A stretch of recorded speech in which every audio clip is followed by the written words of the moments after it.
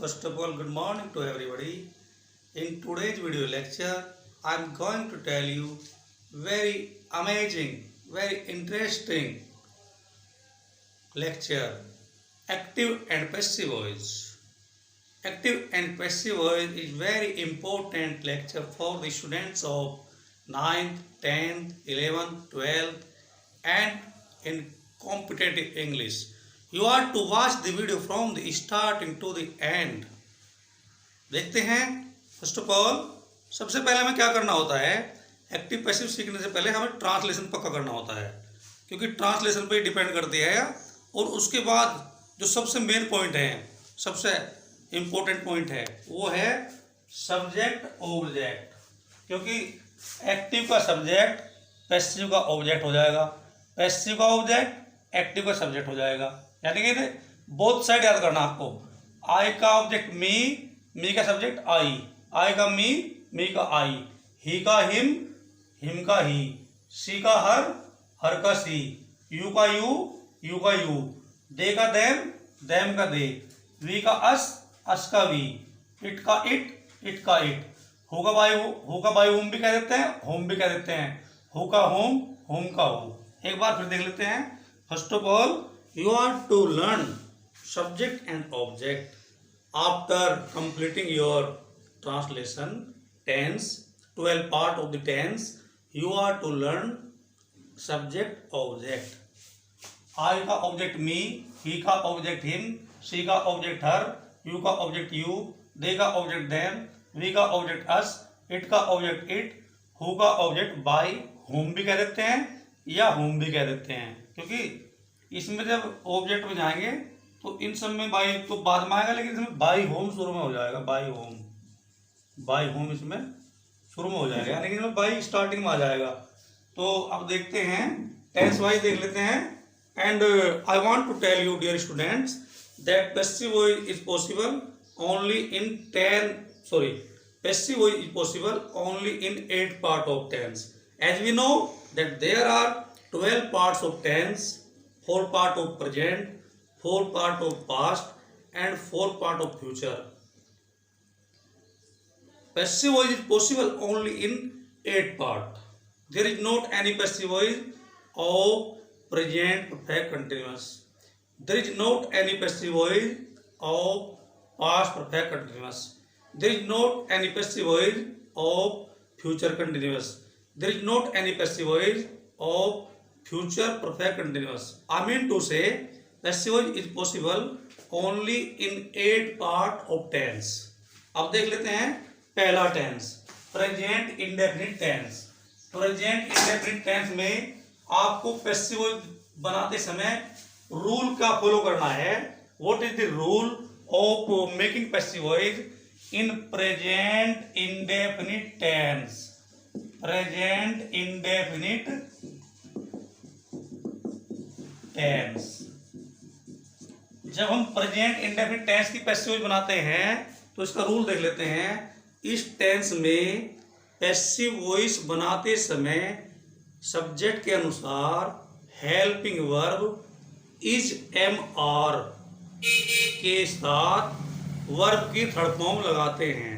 I mean to से in English while making passive voice in present indefinite helping verb is mr are used according the subject and third form is also used.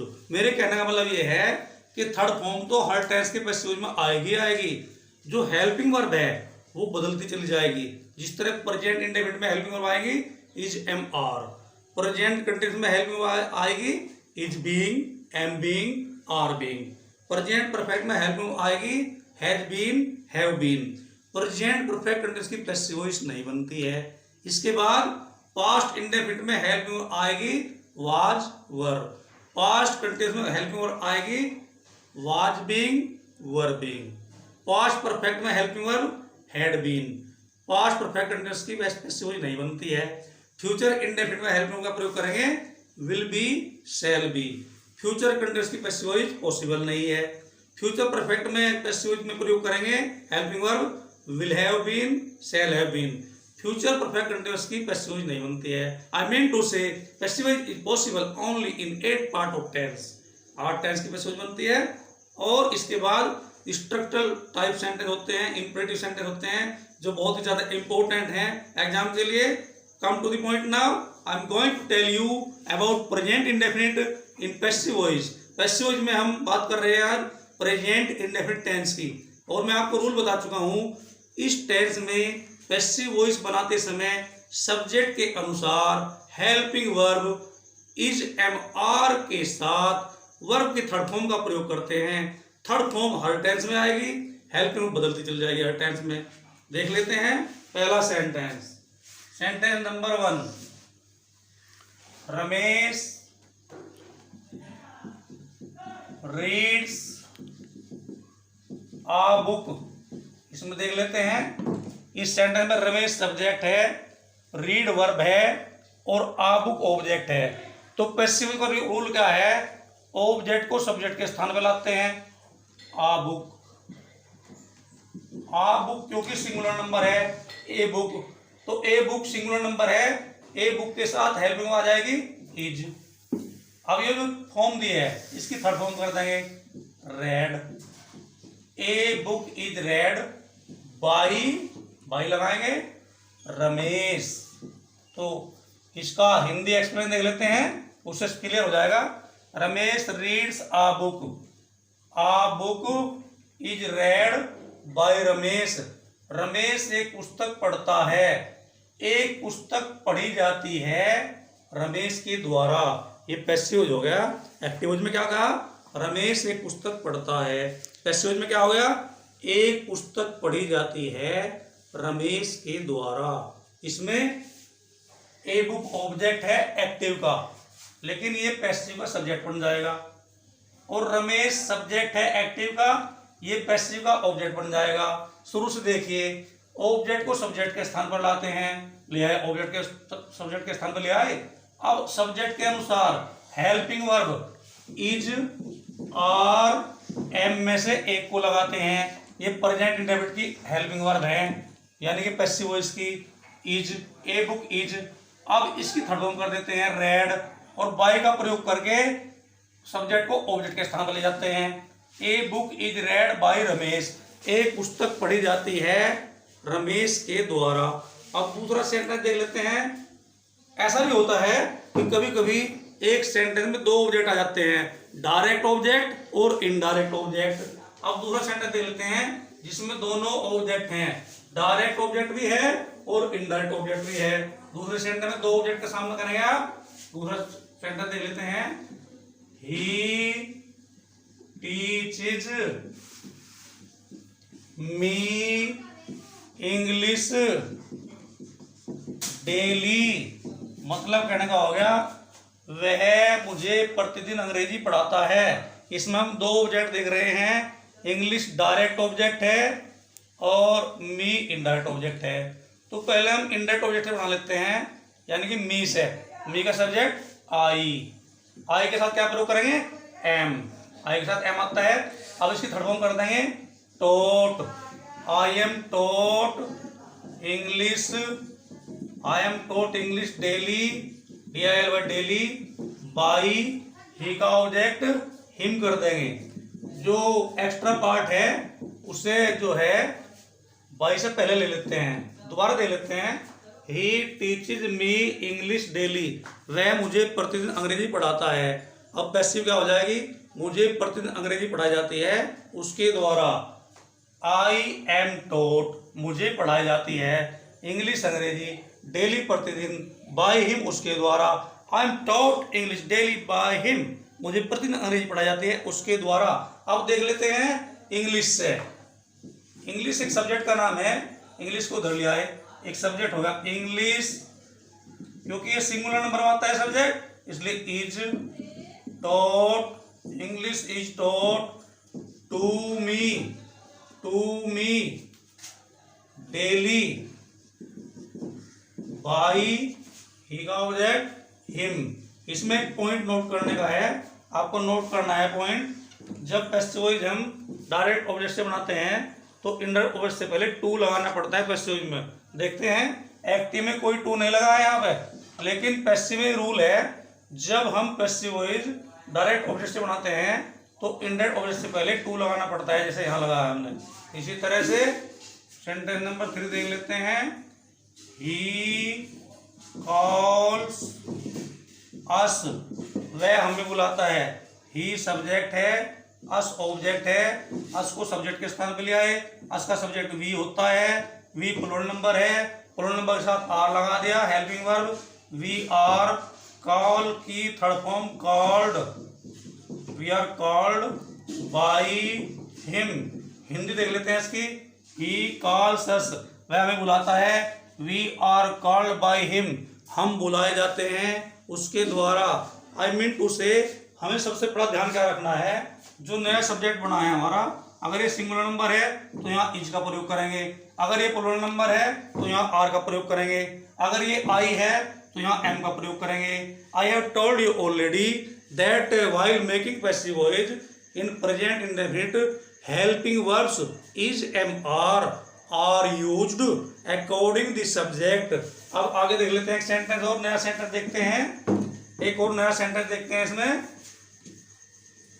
You are studying, dear student, you are studying today active and passive voice and chapter name is transformation of sentences। हमारा second topic है active and passive voice. In the first topic I taught you remove to. First topic में मैंने आपको पढ़ाया था, first lecture में पढ़ा था टू को हटाना। And today you are studying active and passive voice. Active means, active voice means कर्तवाच्य एंड पैसिव वॉइस मीन्स कर्मवाच्य। अब एक निगेटिव सेंटेंस देख लेते हैं।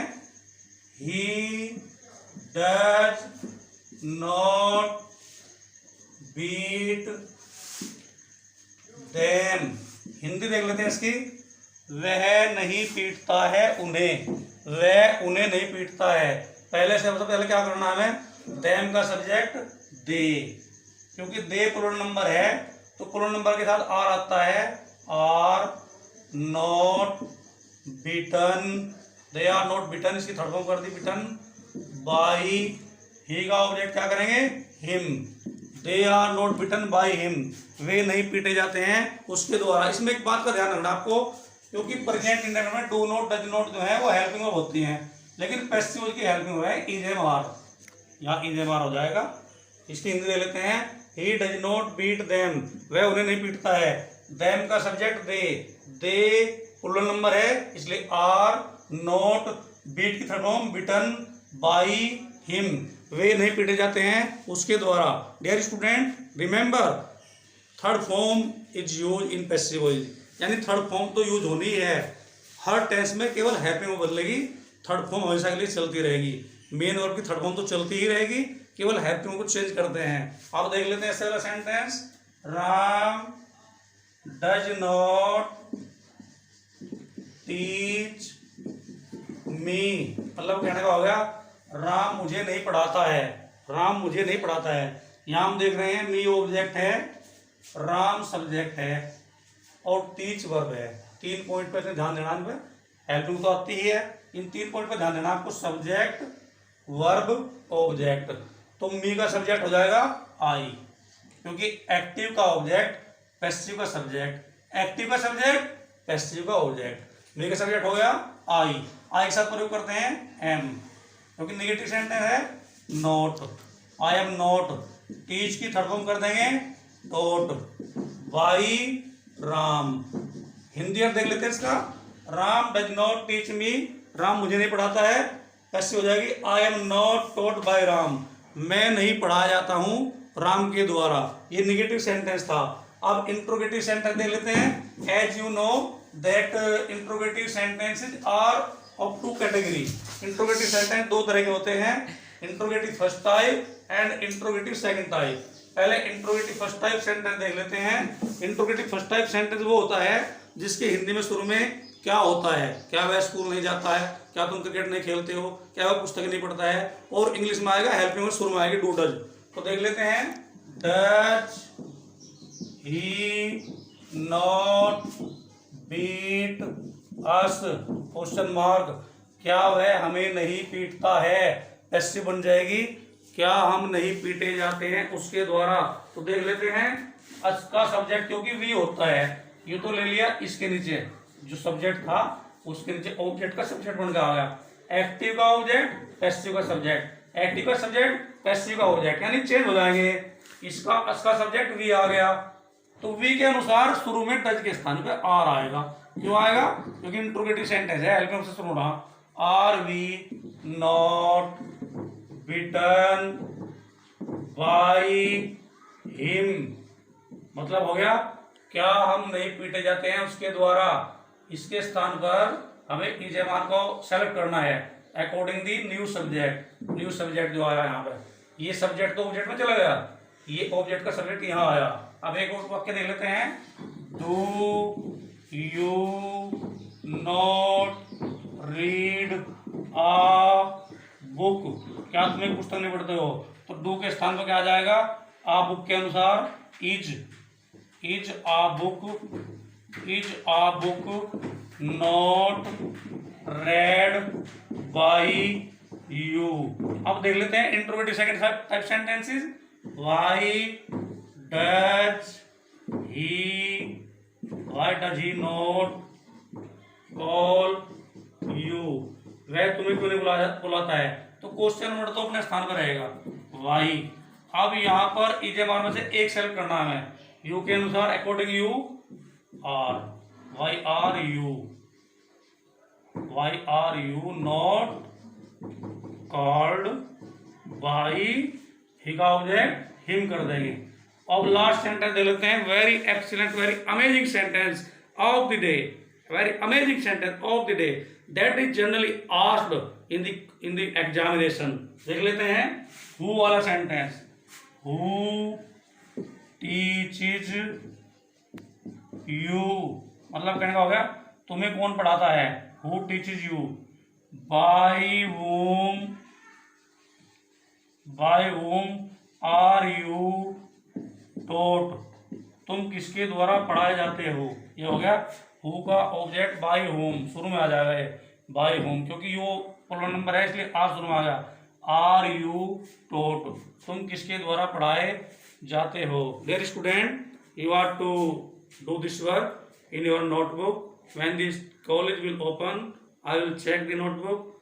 That's all for the day. Have a good day. Thanks.